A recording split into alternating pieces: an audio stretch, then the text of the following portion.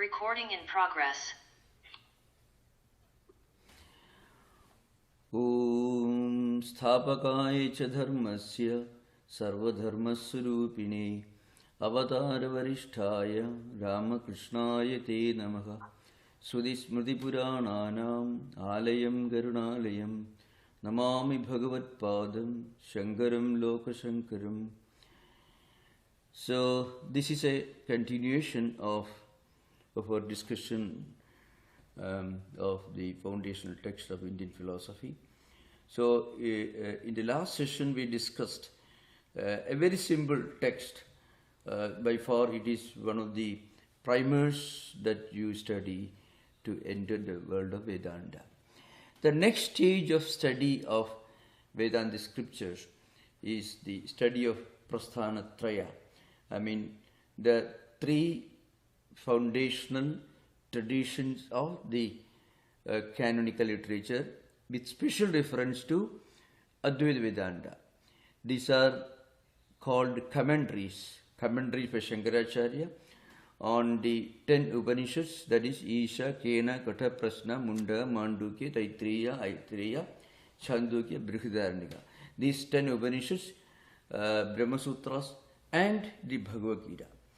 Now, when we study Shankaracharya's commentaries, which constitute the fundamental canon of Advaita or non-dualistic tradition, very often those who have to depend upon the English translations or even vernacular translations, they miss a few important components of the traditional method of training.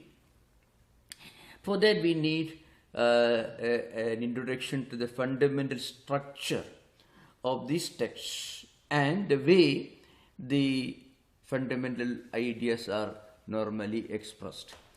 I may peep into the structure which normally a teacher explains at the very beginning of introducing all these commentaries, especially the most difficult commentary called Brahma Sutras. Okay, so this is what we are going to discuss today, and after that I shall begin a session on the evolution of concepts of Indian philosophy and a special reference to Advaita Vedanta.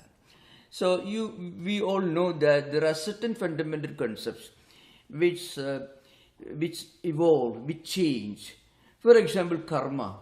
The word karma as used in the Bhagavad Gita, and the implication of the same concept in the Mimamsa ritualistic tradition, and again the special technical implication in the commentaries of Shankaracharya, and how that karma ideal has evolved during the last almost 1200 years since Shankaracharya's passing away. I mean, this is just one example. So this is one thing. So to begin with, an introduction to the structure, the fundamental structure of commentaries.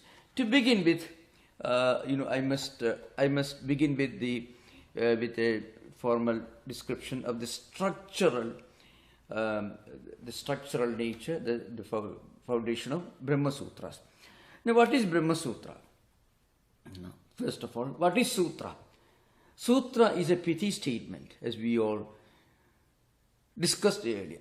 Alpaksharam asandigdham saravat vishyato mukham astobham anavadyam cha sutram sutravido viduhu. This is an old definition, but it means is a sutra. See, for example, Patanjali Yoga Sutra. You all studied, you all listened, most of you listened. See, Atha, at the very beginning, for example, Atha Yoga Anushasana. This is the beginning, the first sutra of Patanjali Yoga Sutra book. It is the first of the 195 sutras. Atha Yoga Anushasanam, Yoga Chittavritti Nirodha. These are all simple phrases, and some of them do not, many of them do not have a noun, a verb, a qualifier, an adjective, nothing like that. Just a statement. Such a statement, if you just translate it to English, really makes no sense. Do you understand? That means that sutra needs an elaborate description, explanation, and that explanation is called a commentary. It's called a bhashya. So, what is a bhashya? Bhashya is, this we already discussed, different types of canonical literature in Vedantic tradition, with special reference to Advaita. We already, actually during my first 2-3 sessions, first, second and third sessions, I discussed this. So, a sutra is a pithy statement which is loaded with meaning, but not obvious unless you read a commentary. So, such a sutra needs a commentary. The commentary is called a bhashya. A bhashya not only explains the sutras, but also it seeks to establish a definite doctrine. Shankaracharya established his Advaita doctrine, writing his commentaries on all these 10 Upanishads, Brahma Sutras and Bhagavad Gita. Now, when you come to Brahma Sutra Bhashya, you can get translations. Ramanuja Mission itself, Ramanuja Mission published an excellent translation. But if you read the translation, really speaking, any translation for the matter, you may not get the full meaning. Well, if you read it, let's say if you read a book on engineering, I don't think you can become a wonderful engineer. Absolutely unthinkable. In fact, many of these technical, philosophical, classical works do have something in common with these technical books, which you have to study from a teacher. And frequently in translations, these technical details cannot be fully explained. You have to write several volumes. Even then, it won't be very clear. To begin with, I shall say a few things about Brahma Sutra Bhashya. Now, Brahma Sutra contains 555 sutras. It also begins Athado Brahma Jijnasa. And now we are going to discuss, we are going to make an investigation in the nature of Brahman. That's how it begins. Just like Atha Yoga Anushasana. So, Atha is sometimes a very common term while introducing a sutra literature. Adhado Dharma Jijnasa is a Purva Mimamsa Shastra. Jaiminist, huge book of, thousands of sutras. So, Brahma Sutras contain 555 sutras, divided into 4 chapters. And again, it also contains, if you classify from another angle, 191 adhikaranas. So these sutras are divided into adhikaranas. Adhikaranas are based on subject matter, which are discussed in the sutras. A number of sutras together can constitute one adhikarana. Isatya adhikaranam, Samannaya adhikaranam, and so on you find. So, an adhikarana actually means a topic, a section of a complete argument pertaining to one topic. So, one entire section which may have many sutras, which actually constitute a very comprehensive, exhaustive discussion of one topic. And each adhikarana, again, can be studied if you understand 5 steps when you enter an adhikarana. Now, this is a very important thing. Many of you may, when you read this as a translation of Brahma Sutras or even other Upanishad commentaries and Gita commentary, you find objector. Somebody comes and a different view is expressed. That different view, that view is actually not the view or the doctrine, not the view which reflects the doctrine of the particular commentator, that view is coming from another person who is trying to contradict, let us say, the view of the commentator Shankaracharya in the context of Advaita. When Ramanuja writes, he is trying to establish, let us say, Visishta Advaita, that is qualified non-dualistic system. So also Madhva tradition, Vivadiraja, Jayatirtha, Vyasatirtha, many others wrote books on Madhva tradition, dualistic tradition, which of course Madhvacharya came almost maybe 300 years after Shankaracharya. He wrote books, and in that book he actually establishes his doctrine, that is Dvaita Siddhanta, Madhva Siddhanta is called, the doctrine of dualism. And there his view is dualism, and his objection, the objection to the view comes from maybe Advaitis. So you often find objection or objector. It is called Purva Paksha in Sanskrit language. So Purva Paksha, literally it means prima facie view. Means what it means, on the face of it. Actually it is much more than prima facie view. Either in the court of law, when you take up a case, there is a prima facie evidence.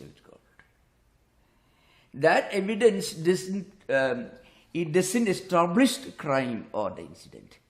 It means there is a possibility for further investigation.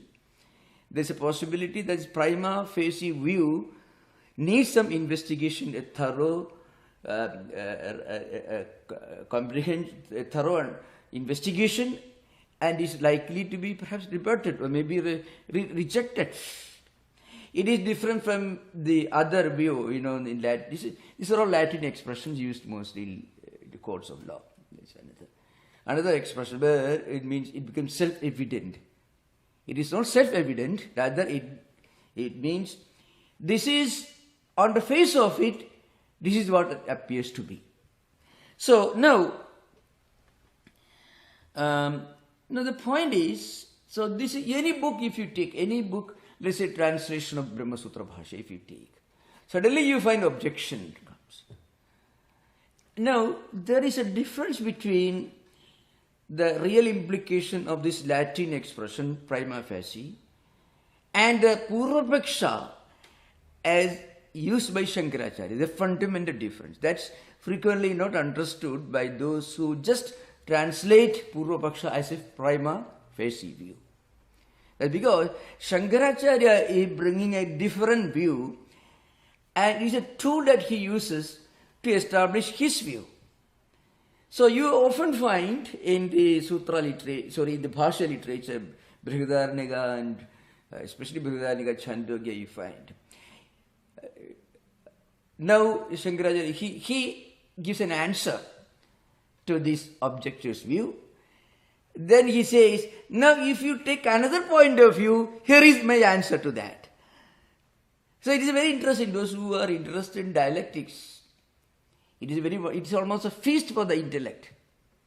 One should be able to enjoy this feast. Perhaps that may make our culture more civilized and refined. You can imagine the glorious time when a boy of, let's say, 6-7 years old, traveling all over India, and he speaks only in Sanskrit, nothing to do with the vernacular, mind you.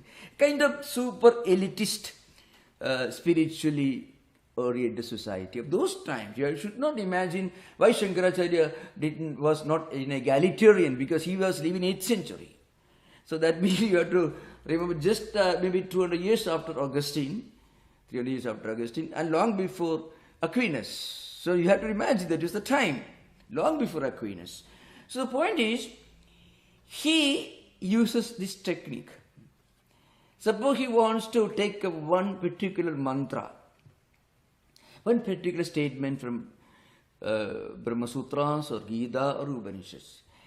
Then he will make some statements. Or maybe the very beginning itself, he will bring a view from the ritualist philosophers. And I will I'm going to explain this in my second part of this lecture today itself, what it implies, And then when this objector gives a prima facie view, something that appears to be correct on the face of it, in first impression, then Shankaracharya says, no, you are not right. Then he goes deeper, he analyzes this statement from different angles. Finally, the objector will have no peace of mind unless he accepts Shankaracharya's view. He thrashes him from so many angles. Remember, that's the greatness of it, intellectually. Using all respectful language. Kapilasya Mahamunehi, he finds, for example, he is refuting Sankhya view. But he uses Kapila. Kapila is my great teacher, great sage. But I beg to differ from you. That's the beauty and greatness and charm of this statement. And also Jaimini. Jaimini was a great sage who lived thousands of years before Shankara. So also Kapila. So when he differs his view, I beg to differ, but with all politeness and humility, I have these views in front of me. Finally, the old ancient masters are forced to surrender their arms. And Advaita is established. I'm just giving an example. I just mentioned karma. It's become very clear to you when I mentioned this. Let's say the word karma, K-A-R-M-A. It's a very, very important concept in Vedanta tradition. The word karma was used by the earlier thinkers in India in a totally different sense. First, we have to understand that the sense, the meaning in which the word karma was used by Lord Krishna in the Bhagavad Gita. That is roughly 3rd millennium BC. If you read the Gita, you find the word karma is used in so many different implications. A very scientific, thorough, analytical understanding of the word karma. If you do karma with a selfish motive, sakama karma, with a proper understanding of what you are doing that work for, what you are doing the karma for, a perfect sense of, well, I am doing this and I want a benefit. For this benefit, I am doing this karma. Then Lord Krishna brings in this niskama karma idea, karma yoga. You do everything with a sense of sanctity and sacredness, with a sense of detachment, but at the same time full involvement and dedication. It's called karma yoga. Now, that is not the sense in which the word karma is used in Shankaracharya's commentary. People sometimes make this colossal blunder, mistake of saying that Shankaracharya was against karma, because they don't understand the historical evolution of the word of this concept of karma.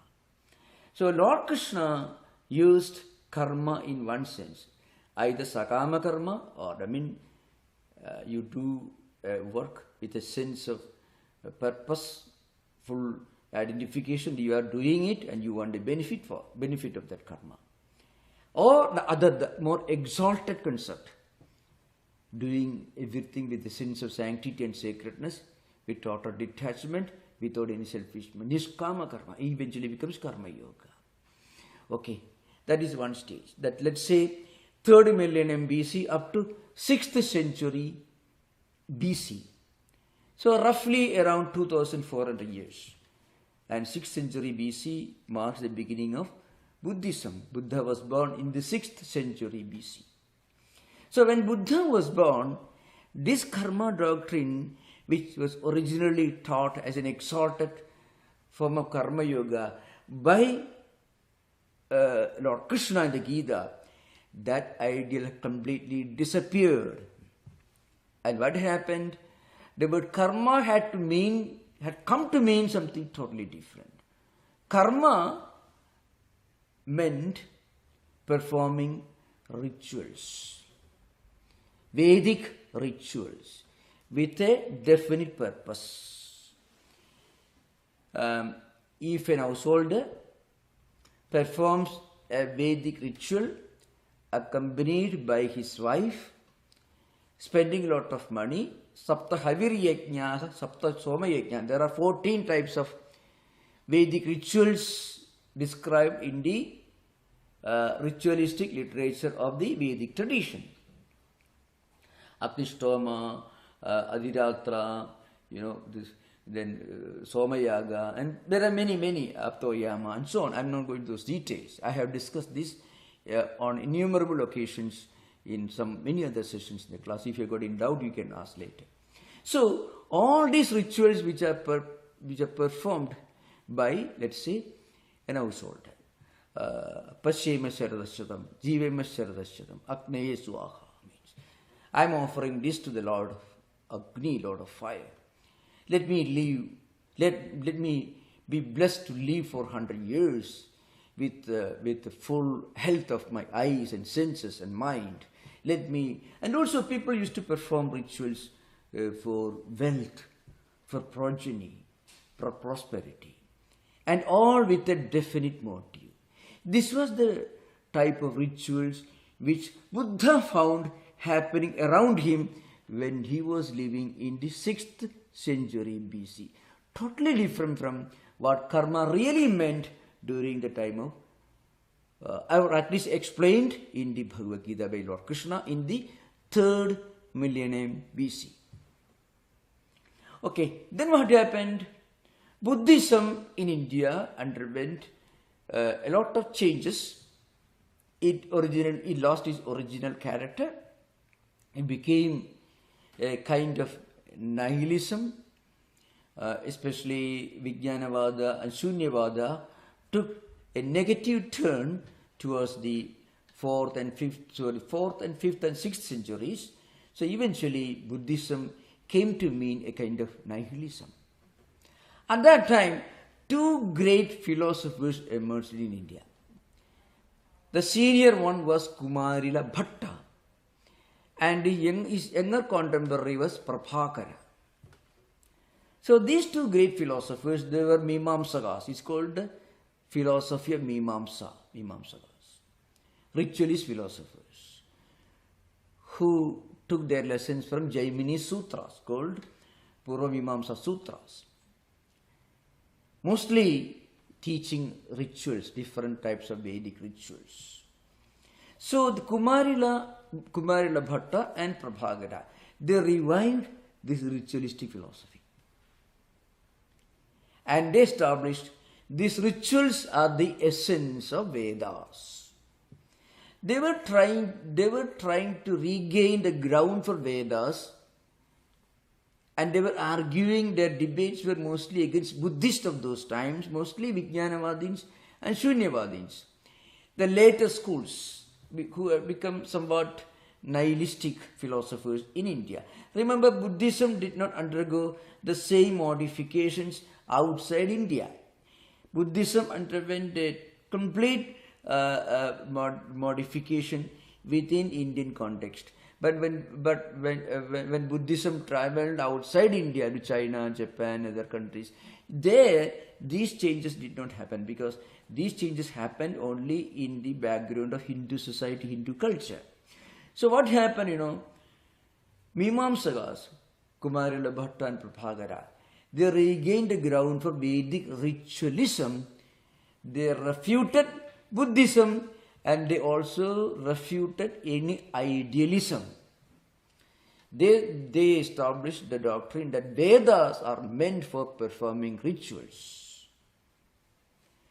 That was the situation when Shankaracharya was born 8th century AD. So what was the task before him? He had to regain the ground for Vedanta. The Mimamsakas had grabbed Vedic heritage, made it their monopoly, their heritage, reducing Vedic culture into some kind of a ritualistic culture. And what Shankaracharya did, he came and he did not reject Mimamsakas ritualism. But he said, that is not meant for everyone, and that is not the only purpose of Vedic culture. I mean, that is not the only teaching of Vedas. If you want to perform rituals, okay, don't tell me that everyone should practice ritual. Rituals are meant to acquire wealth, progeny, prosperity, and so on. So the Mimamsakas argued, Kumarila and Prabhakara argued that every person should perform ritual. It's like saying every aged person should eat Cadbury chocolates and should eat ice cream and Coke, nothing else. Absolutely ridiculous. Can you ask a learned professor, you should eat these chocolates? Like children, babies, they have to eat chocolates. They cannot, they may not be very particular about GMO food, and they have to eat little children.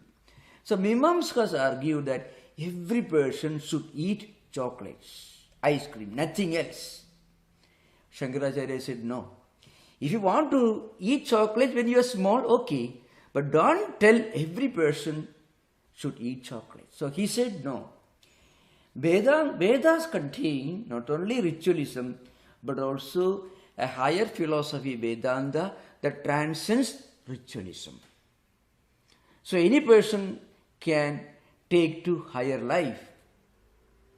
Mimamsakas argued, for example, ritualist philosophers argued that you can take to monastic life, mendicant's life, only when you are old, dull, poor, lame, blind, or deaf. These are the terms used by Mimamsakas. Shankaracharya quotes their views in the Bhashyas. I mean, spiritual life is the last resort of an imbecile. This was the view of Mimamsakas. Shankaracharya said no. If a brilliant man, if a big CEO, if he wants to take to monastic life, he can. If a small boy, he may be super brilliant, has the potential to become the President of the United States. If that person wants to take monastic life, okay, no problem. But Mimamsakas will not say that. They said everyone should marry, have children, enjoy all the worldly things, and then when he becomes old and deaf and poor and lame and blind, then he can take to monastic life. This was the Kana, Kubdha. You can find all these terms are used by Mimamsakas. Shankaracharya said, Brahmacharyadva, Grihadva, Vanadva, Yadakhareva Viraji, Tadakhareva Praprachit. One can practice transcendental values, monasticism, renunciation, going for higher mystical life, either from this stage of childhood, boyhood, the time when he is a student, or even if he is an householder, or even if he has spent a lot of time after retirement in a forest. Any time, if a person wants to live a higher life, he can become a great mystic. He can take to a life of renunciation, Shankaracharya established. Not only that, according to Mimamsakas, Vedas are meant for only for a tiny, small community. Actually, if you take India's census of, according to Mimamsakas, Vedas are meant for only Brahmins and Kshatriyas, which constitute a small, tiny fraction of Indian society. So, Mimamsakas were terribly rigid. Shankaracharya opened the door. No, anyone, anywhere in the world, in any culture, any tradition, can become a monk, can go to Himalayas, can go anywhere, take to monastic life. You find Paul Brunton, he was a journalist living in New York. He read about Ramana Maharshi. Straight away he took a ship to Madras and he came to Ramana Maharshi. He became a mystic. You can find Emerson. He read a copy of the Bhagavad Gita, a very inaccurate translation by Charles Wilkins. He became a mystic.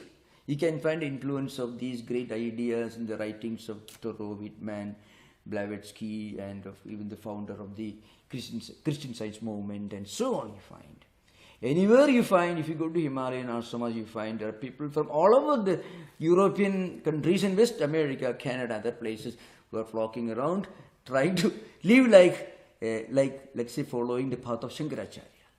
Wherever you find higher ideas of mysticism, that's a road opened by Shankaracharya. So what I mean to say, that's why Shankaracharya says, Chittasya Shuddhaye karma nadu vastupalabdhaye vastusiddhir vicharena na kinjit karma bodhibhi. Karmas are good. If you do without any selfish motive, it helps you to attain mental purity. But for higher enlightenment, you need knowledge. If there is a piece of rope in the semi-dark room, and if you think it is a snake, then you have to bring light to understand that it is not snake, it is only a rope. Without bringing light, if you go on beating that rope, you will not understand that it is not a snake. You may go on beating the rope and finally you think you have killed a snake. Still the idea that this is a snake doesn't disappear. For that you bring light. To get rid of darkness, you need light. So, this is an important point, remember. So, Shankaracharya did not reject karma, but he only said, when you reach a higher level of evolution, then you have to give up Sauda karma, Smartha karma, Sakama karma. All the rituals mentioned in the Vedic canonical literature, which are meant for people who want to attain different things. There are different types of karma. Why I am talking about karma here? I will come to this later. After some time, I will come to this later. Now, come back to the old subject that we are discussing. That is the structure of Brahma Sutras. Now, coming back to the subject, Purva Paksha. Now, if you read one statement in the Upanishad literature or Brahma Sutras, or if you read a statement in the Bhagavad Gita, Mimamsakas will come and tell you this particular statement means you should perform karma all the time. Or the karma that is mentioned here is Vedic ritual. This is the Purva Paksha view in some of the books you find. Means prima facie view. So, no, Shankaracharya will come and say, no, this is not actually correct. He will analyze the statement. Finally, he proved that this is not real meaning. The real meaning is these karmas, sakama karmas with the definite selfish motive, are to be performed only when you do not have an inclination for higher transcendental life. If you have a higher inclination for transcendental life, higher mystical life, you are not bound to practice these rituals. So this is the Siddhanta Paksha. I mean, this is the real view. So two views to be understood when you enter these commentaries. One is Purva Paksha, or the objectivist view. Prima facie is the only appropriate word to use for want of a better term, but it means is the apparent view, or the view that may appear to be correct, but which needs to be investigated into and to be corrected. That is Purva Paksha, the objectivist view. The objectivist view actually means a view, an approach, or interpretation that comes from a non-Advaitic tradition.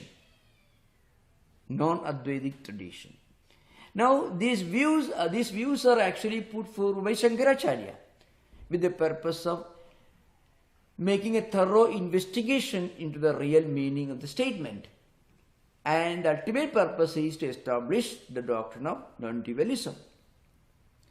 Okay, now I shall read one verse which gives you a list of these 5 important components in analyzing the commentaries of Shankaracharya. That is, Vishayo Visheshaiva Purvapaksha Sthadottaram Sangadhischedi Panchangam Shastre Adhikaranam Viduhu. So what is Adhikaranam? Means a set of sutras constituting one unit. We together discuss one topic with various views and interpretations from various schools of thought, especially non-Advaitic schools of thought, who question and who give their own interpretation, which is different from Advaita. And finally, Shankaracharya establishes Advaita by refuting all the other non-Advaitic interpretations of the particular adhyarana. So the first one is Vishaya. Vishaya means subject matter. All these the Brahma Sutras, Adhikarana, there will be one Upanishadic statement which is analyzed and investigated into.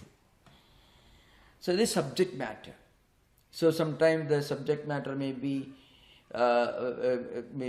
let's say, all these particular Vedantic Upanishadic statements are meant to establish this Advaitic doctrine. All these Upanishad mantras, statements establish this particular view. So that is Vishaya or subject matter. The second one is Vishaya. So one is Vishaya, means subject matter. Vishaya means a doubt. Somebody may ask a doubt. What is this? I shall try to explain this doubt, something very funny. Now, if you take the first sutra of Brahma Sutras, very interesting. It's a little boring, but it's very interesting. Let's say the first sutra. Let's say one is Adhado Brahma Jignasa. You know, this sutra is analyzed in this manner. Now, what is the use of making this study of Brahma Sutras? First of all, the very purpose of study of Brahma Sutra itself is being questioned. Avicharyam va Brahma Abhyasa Nirupanat Asandeha Avarattvabhyam na vicharam tadarhadi adhyasaha aham buddhisiddhu asangam brahma sudhiridam sandeha murti bhavacha vicharyam brahma vedataha. I shall try to explain this. Now, superimposition is discussed here. First of all, the doctrine will establish that Brahman is the ultimate reality, is an all-pervading reality. Now, is there any purpose, any benefit of making this study? First of all, Brahman is a self-evident reality. And by knowing Brahma, getting Brahma Jnanam doesn't serve any particular worldly purpose. You make an attempt to study something only if you have got any doubt. You cannot have any doubt about something which is not related to your everyday experience. And also it doesn't serve any particular purpose. So why should we study Brahma? If everything around is Brahman, Sarvam Khalidam Brahma, etc. Bhamadi Tika will tell you, if everything is Brahman, then why should we study Brahman? Everything is Brahman, Sarvam Khalidam Brahma. The whole universe is pervaded by the universal divine spark, Brahman or Atman. Then why should we study? It's a question arises. If God is present everywhere, then why should we go to a temple and pray? Why should we meditate? If God is present everywhere, then why should we meditate? This question arises. Similarly, if Brahman is everywhere, and you have no doubt about it, and it is a self-evident reality, and by knowing which you are not going to gain anything particular. By knowing Brahman, what happens? Empirical sense, you have no benefit. Actually, spiritual progress is not meant to establish or bring any material goods. That's an important thing to remember. If you meditate, it may help you in a professional life. But that is not the direct benefit of spiritual enlightenment. Spiritual enlightenment is its own reward. It doesn't make you to make more profit in your company. Spiritual realization is actually its own reward. It is not meant to serve another purpose. It is a self-evident reality. So it doesn't bring any special benefit. At the same time, Brahman is present everywhere. Then why should you make an investigation? You can put in modern language. God is present everywhere, you say. Then why should you go to a temple or a church? Why should you meditate? The reason is, God is present everywhere, but for us it is only an idea. In normal life, we superimpose the unreal on the real and the real on the unreal. We take this world to be a reality. So, in order to get a correct understanding of this truth, we need to make a thorough investigation into the nature of Brahman. So, normally, we go through this process of superimposition. We may read in Upanishads and Vedas that Brahman is present everywhere. So naturally, but we are not able to experience this in our everyday life. Brahman is sarvavyapi, sarvam khalidam Brahma, everywhere. But we don't experience it. In our everyday life, our senses and our mind together create this illusion, leading to a technical term, it's called adhyasa or superimposition. We superimpose perfection, eternal nature on things which are imperfect and non-eternal.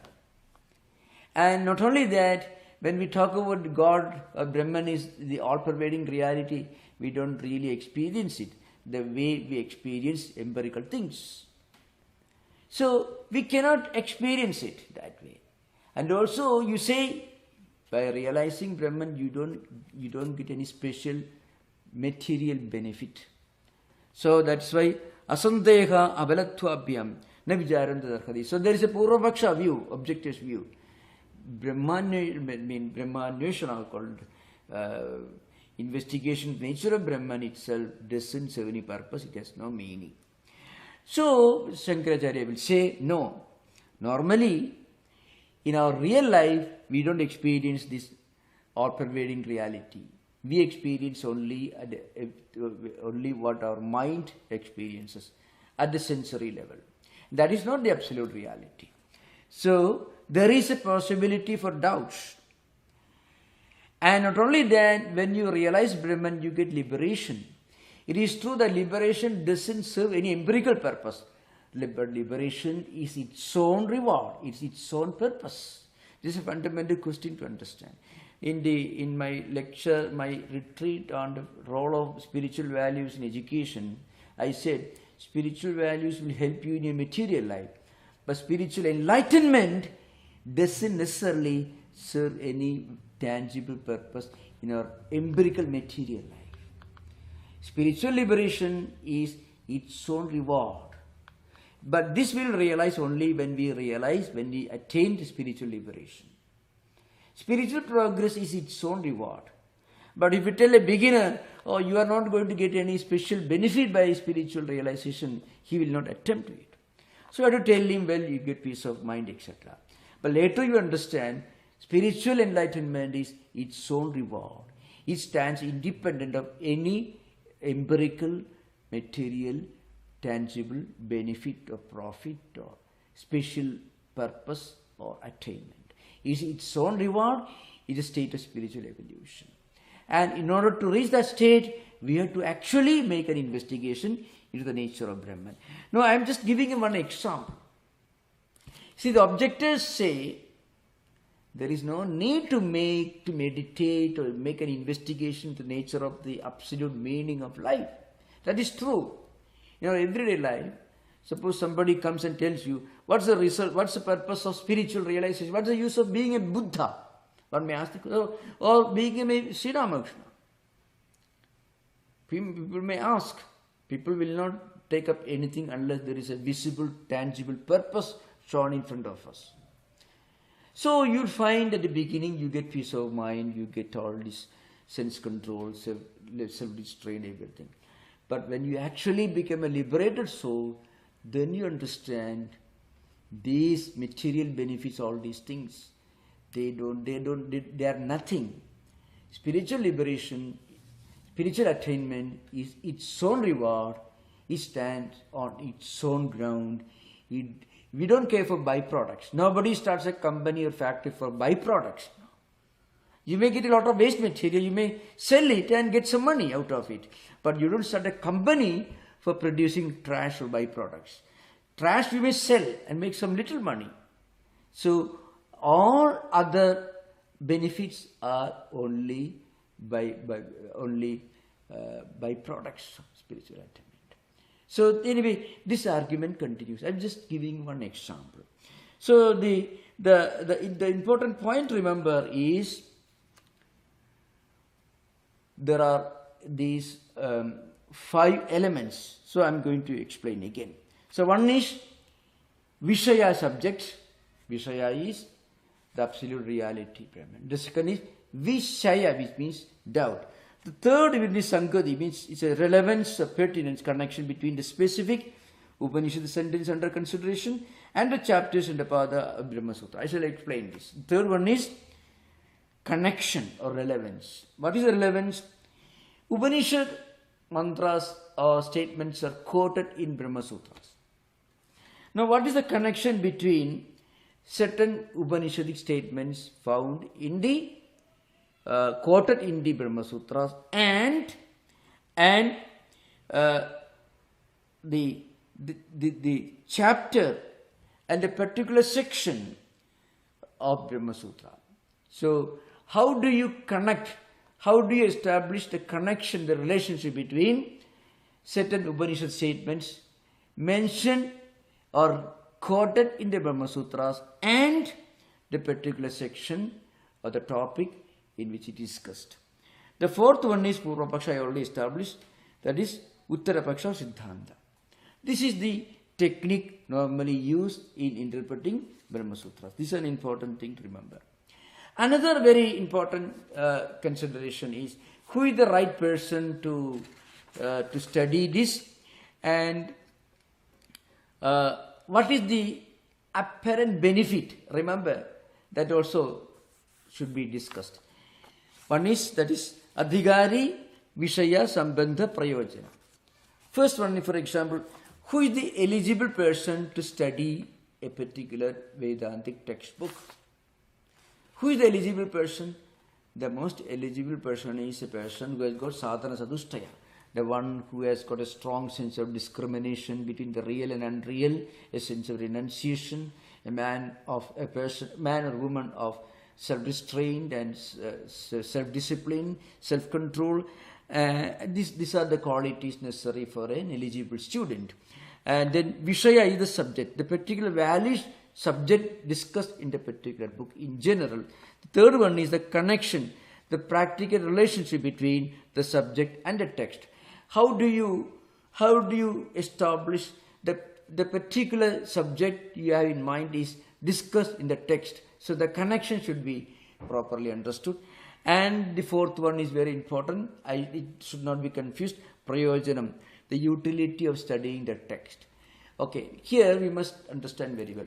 All texts are tools to help us to intellectually understand this highest idea. That will have the benefit of purifying our mind. See, if you go on reading some higher books on some transcendental spiritual topics, you find, even if you don't understand completely, it will have purifying, refining effect on our emotions and our intellect. That benefit is there. And you will also get parosha jnanam, which means you get indirect understanding, intellectual conviction of what you study. But again, remember, the ultimate purpose is to practice spiritual disciplines based on this intellectual understanding and then get liberation, moksha. And that moksha is the purpose But once you get that moksha, when you look back, you will understand that moksha is not the benefit of you studying the books. This is an important point, remember. Mokshasya akaritva, the statement in Shankara's commentary. A bit difficult to understand. We have to practice spiritual disciplines. We have to practice higher values. We have to study these great books with a sense of sanctity and sacredness and a pure mind. And then we will understand these great ideas. And then if you practice discipline for a long time, you get spiritual liberation. Now the question arises, is spiritual liberation the result of your activities? That's a big question. Anything which is a result of an activity is not eternal. A plant is the result of sowing a seed on the soil. Now, the plant is the product of is linked to the seed that you sowed in the soil. If you remove the seed, there cannot be a plant. So, plant is dependent upon the seed. The cause is dependent upon, the effect is dependent upon the cause. The effect is inseparably linked to the cause. Suppose you say, I got spiritual liberation, moksha, because I did a lot of meditation. Then that moksha is not eternal. Why? Because that moksha becomes the result of an activity, meditation, etc. So once you attain moksha, you understand it is not actually the result of an activity. Mokshasya akaritva, a statement in the Shankara's commentary.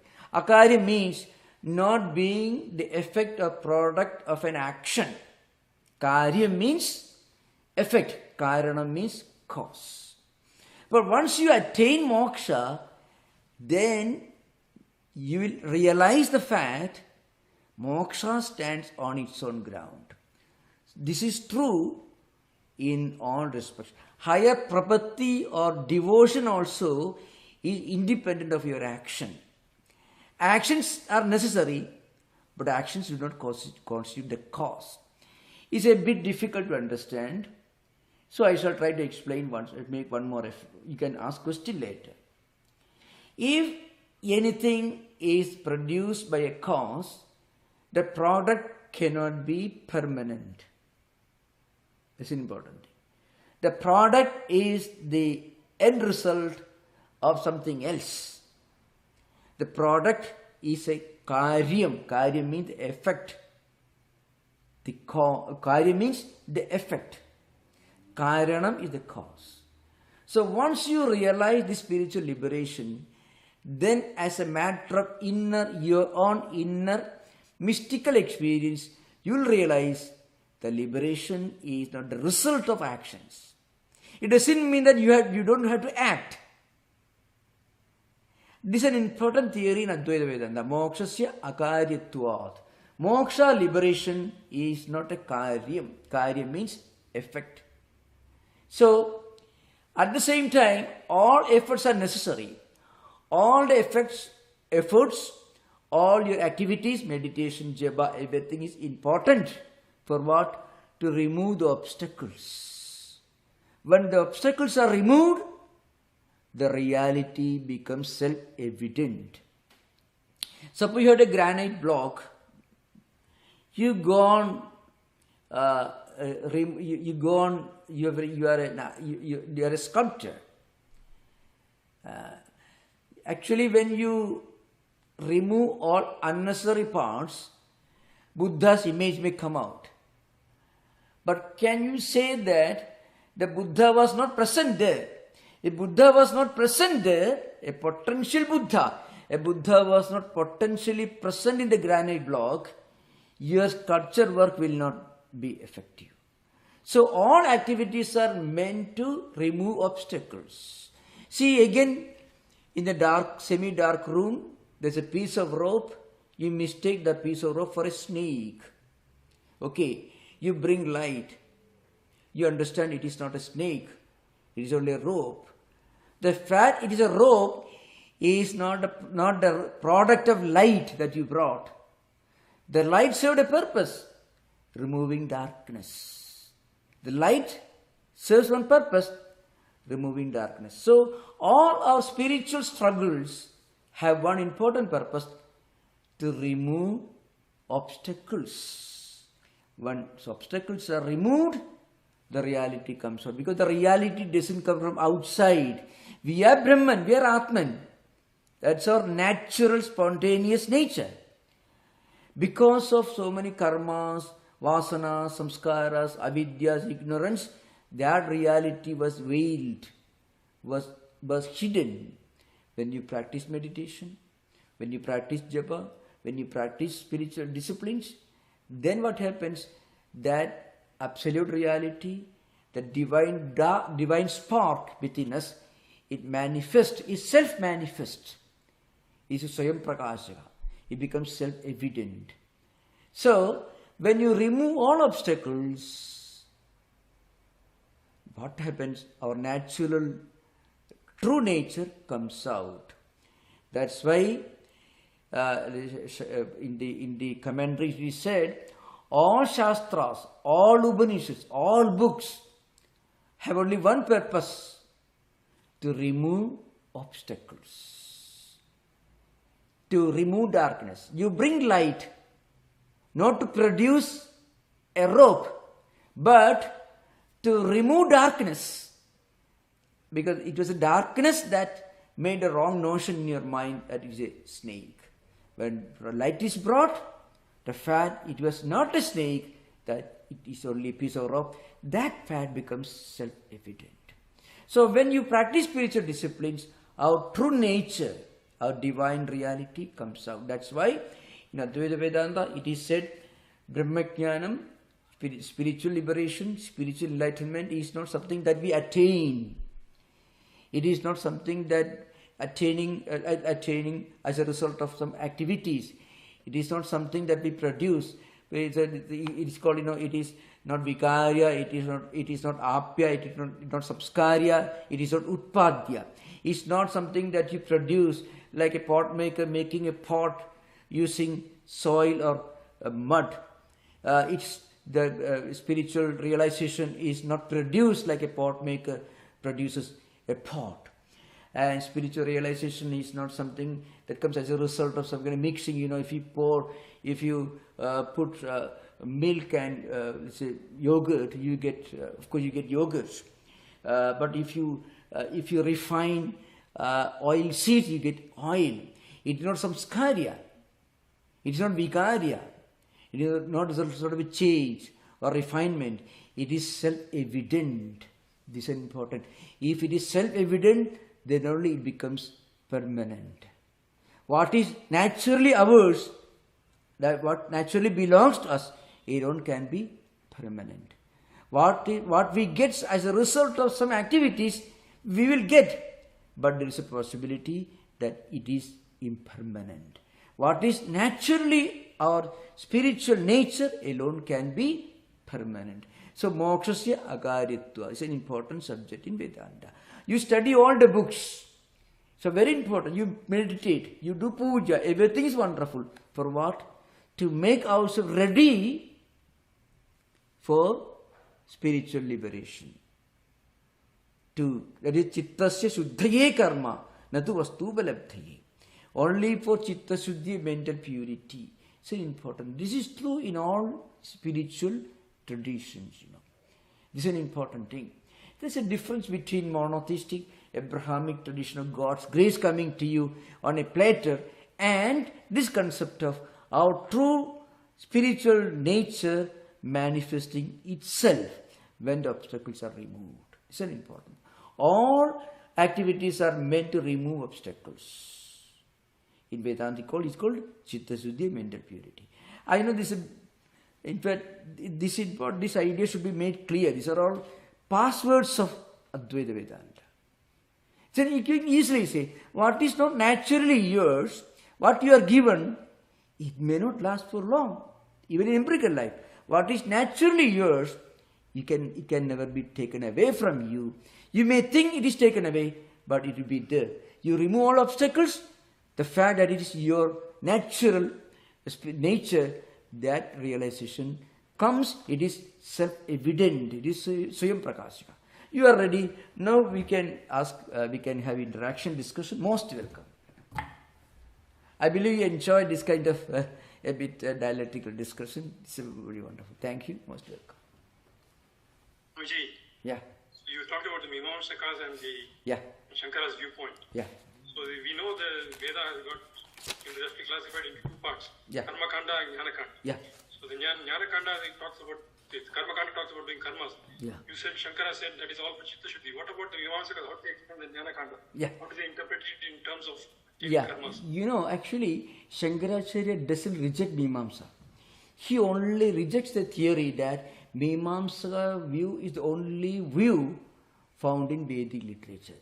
See, Mimamsakas always believe that every person should marry, should make money, should enjoy empirical life, and this is the only purpose of human existence. And then if you do a lot of good things, you go to Surga, go to heaven, you enjoy wonderful things, you come back, and again you are born, and this life continues, again you do good things, go to heaven and coming back. This is Mimamsakas view. So Mimamsakas never had this concept of moksha as we understand in Vedanta philosophy. That's why Mimamsakas believed, this is a very important thing, they believed that higher mystical life is meant only for those who are aged, poor, blind, deaf, and there are many interesting terms. I don't want to, not so very pleasant. So Mimamsakas always believe that. The relevance, they only differ in the relevance on what stage of life. So yeah, the point is, the Jnana Kanda is for when you are in sannyasa. You know, the sannyasa ideal as we understand in modern times as found in fact, Jesus Christ is an example. Let us say, no, remember, this is not limited to Hinduism or Vedanta alone. If you look at a universal perspective, Mimamsakas would say that you tell Jesus Christ, you go and marry, you should have all worldly things. That's the way. Mimamsakas would have told Jesus Christ also. They would have strongly objected to Jesus Christ going to meditate and all these things. So Mimamsakas, and you know why an example, the whole purpose of human existence is to enjoy great things in this world and wonderful things in heaven. Nothing more, nothing less. Sargakamo yajeda. This is frequently quoted. Those who want to go to Sarga, they should perform yajna, rituals. What are rituals?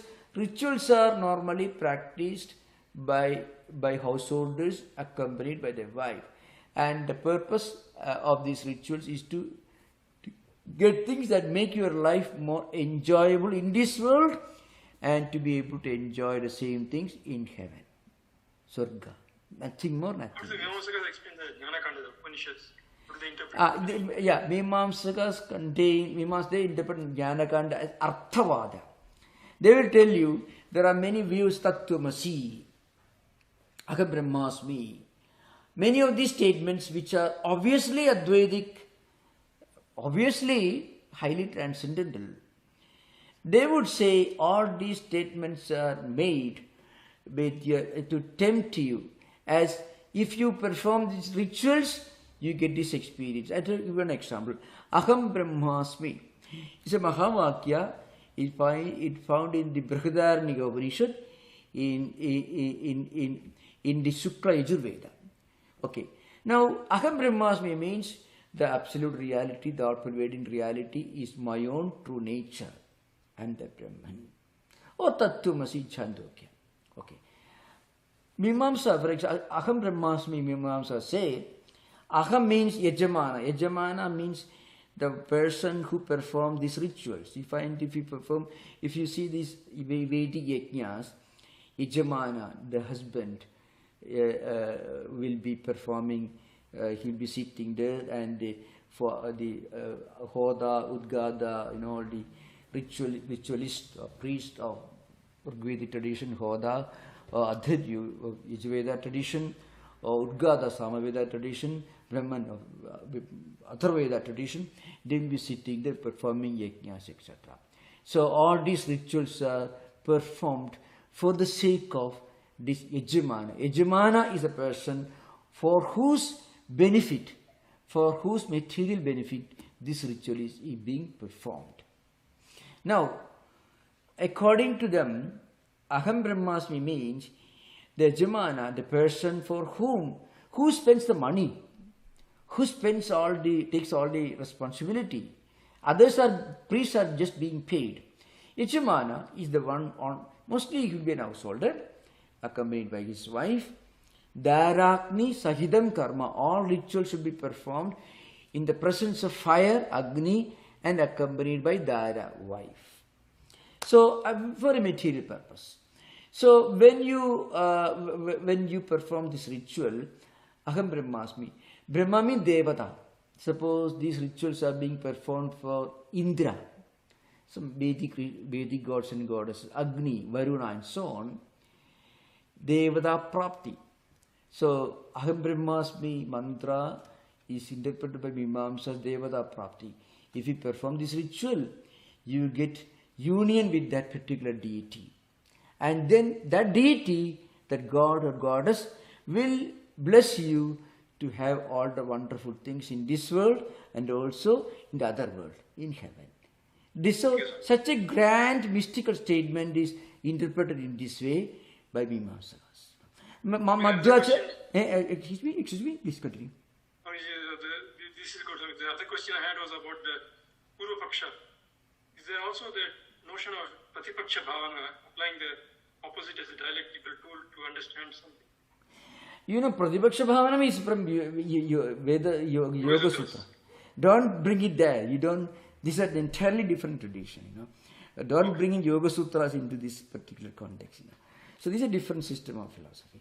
So the point is, Mimamsakas interpret all Jnana Kanda, all that statements which do not perform which do not give an injunction for rituals, don't recommend any rituals.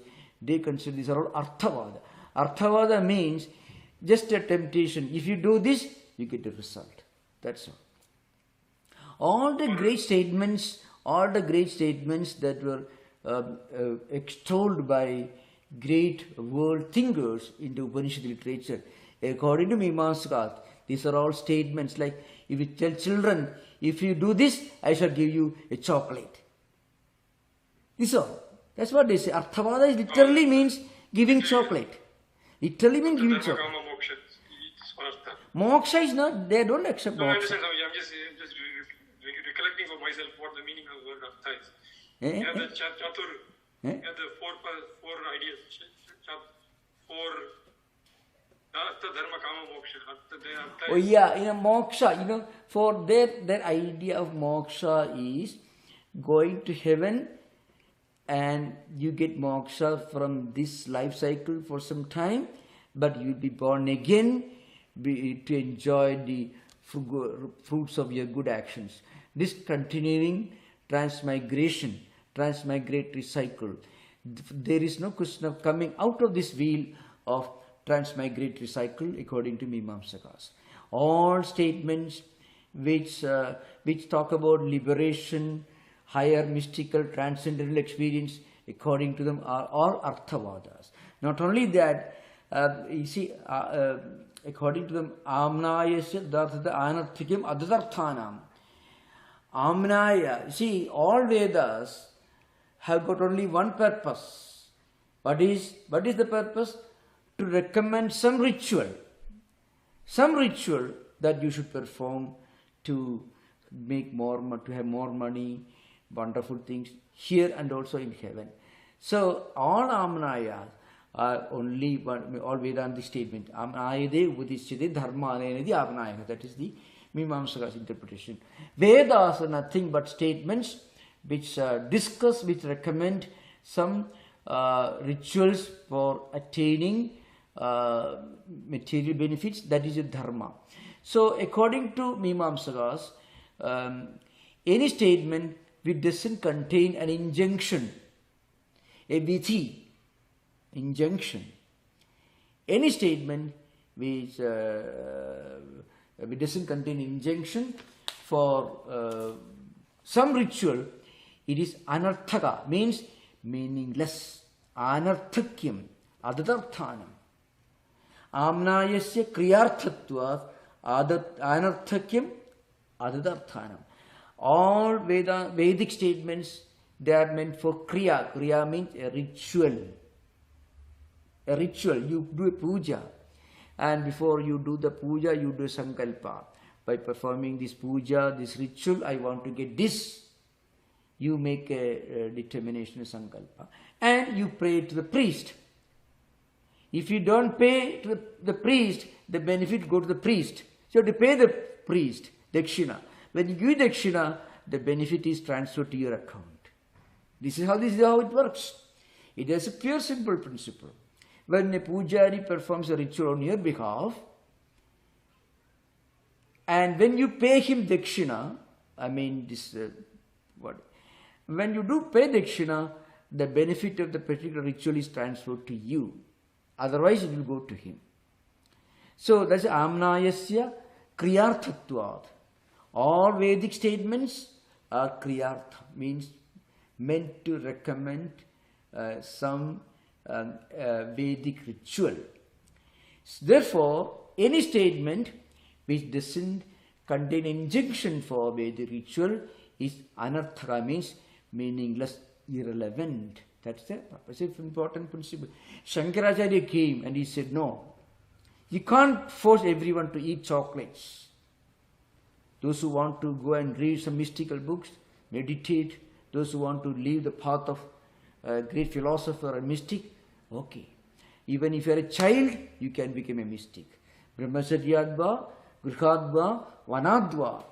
Yad akareva viraji, tad akareva prabhraji. Even if you are a small boy studying Vedas, Brahmacharya ashrama, if you are an householder, if you had Ramanuja was an householder, Mandana was an householder, great people, great men.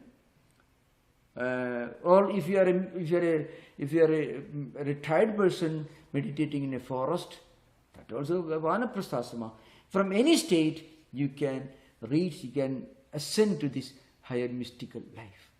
It was this idea that actually caught the attention of great thinkers when they read, when they talk about Advaita Vedanta. Because Advaita Vedanta talks about your natural spiritual evolution. Any person at some point of time, maybe after your retirement, you may feel, well, it's enough money, I don't need any more, I want to resign, I want to spend my time, rest of my lifetime, reading some books or writing or meditating. Fine, that is from vanaprasthasana or maybe higher life. But Mimamsas won't allow that. Even if you are a retired man, you should continue performing these things for enjoyment. It is a very refined, very cultured kind of bohemian, Epicurean philosophy. I cannot compare Mimamsa, I cannot call it bohemian, Epicurean, because Epicurus and the followers of Bohemian, they are little worldly. Mimamskas were very, very disciplined people. They will go on performing these rituals, taking 3-4 baths a day, performing all these, fasting. All this they will do. Very rigid life, very disciplined life. But they believe that the whole purpose of all these rituals are meant to help you to go to heaven. And come back again, in good family, lot of wealth, enjoy, and perform these rituals, again go back and again going back. This cycle, that's all. So that is the Mimamsa ritualism. So genuine Mimamsakas do not exist these days. You don't find Mimamsakas, they still practice many of these rituals, but Mimamsa as a philosophical system as such doesn't exist in today's conditions. But you have to remember, many of the great Vedantins were born in Mimamsa family. Because when you are born in a Mimamsa family, you are trained to practice a lot of asceticism, rigid austerity, fasting, terrible, highly focused way of studying and thinking, all that. But then, from that only Vedantic thinkers emerge, because they get a thorough study of the Vedas, and that helps you in studying Vedanta, Vyuttaramimamsa. So I think today's subject it's a bit, if you are most welcome, you are most welcome to ask questions. It needs a lot of clarification, many of the ideas. I was trying to give a technical structure, because very often when you read Vedantic books, not only Vedantic books, any books you find objection, you find. What is the objection? In Advaitic tradition, Shankaracharya uses this as a dialectical tool to explain and to clarify some of his ideas from different angles. See, it was not he who started. Kumarila Bhatta and the pre-Shankarite writers also used this, but Shankaracharya used as a perfect system. He will make a statement, and then he will discuss many possible interpretations of this statement from Buddhist point of view, from Mimamsa point of view, from Sankhya point of view, and so on. And finally, he will say, he doesn't reject all these views. Remember, Shankaracharya never says any particular views wrong. He says you can go one step beyond. That's what he says. That's the idea behind. Yeah. Yeah. Namaskar. I hope you had good travels. When I'm looking at the bookstore for SF Vedanta, for Brahma Sutras and Bhagavad Gita and Upanishads with Shankaracharya's commentary, I see Swami Gambhirananda's English translation. Is that a translation you recommend? It's a translation. Could you speak a bit about? It is certainly a very fine translation that I can recommend. Gambhirananda, Swami Gambhirananda's book. This is a wonderful translation. Could you speak a bit about the Swami? Oh, the Swami was, he was the president of Ramanuja order. He was, of course, I knew him. I mean, you means I'm very junior compared to him. He was living in Belumat when I was a student from 84 to 86. He is credited with many important works in our tradition. He translated Madhva Saraswati Gurartha Deepika and also Brahma Sutras, and also it seems he has written a number of books, translated many of the classical Vedantic books into Bengali language. But his contribution to English reading public, the retranslation of Brahma Sutras, and also the translation of Madhusudana Saraswati's Gita, the Gurartha Deepika, into English. So I would like to recommend that book. That's one of the finest translations that's available. But you have to remember, in Vedantic tradition, you have to, very often, great eager students, because they are so eager, so focused, they may capture the right meaning. But cursory, on the face of it, when you read, it may not be clear to you why this objection is raised. The objection, Purvapaksha, it is a technical tool that Shankaracharya uses. The objector may represent either Buddhist schools, Vijnanavadins, Shunyavadins, and so on. Sautrantika, Vaibhashika, the Mandrikakarika Bhasha you find. And also they may represent Sankhya view, they may represent Mimamsaka view, ritualist view. So they may represent any view. So any non-Advaitic view is projected as an objection. The objection in Sanskrit is Purvapaksha. It literally means prima facie view, on the face of it. But actually the Latin expression doesn't fully reflect what it actually means in Vedantic tradition. In Vedantic tradition, Shankaracharya himself prepares the background to further expand his view and clarify his views more and more by giving a possible alternate interpretation of the same text which is interpreting, and then he analyzes more closely and establishes Advaitic doctrine. So it is a very, remember one thing that I want to tell you, you can think of that glorious age when a small little boy was going all over India, Indian subcontinent, all the way from extreme south to extreme north, refuting all these aged scholars, thinkers and philosophers and politely telling them, sir, I beg to differ, and finally defeating all of them, That's a glorious, interesting picture. Many Western thinkers like Paul Brunton and Mr. Porter, they all commented upon this unique phenomenon. You can imagine. So some people think that he was quarreling with Buddha. See, for example, he refused a Buddhist view, the Sautrantika, Vaibhashika realism and the Vijnanavadin, Shunyavadin idealism. But he was not quarreling with Buddha.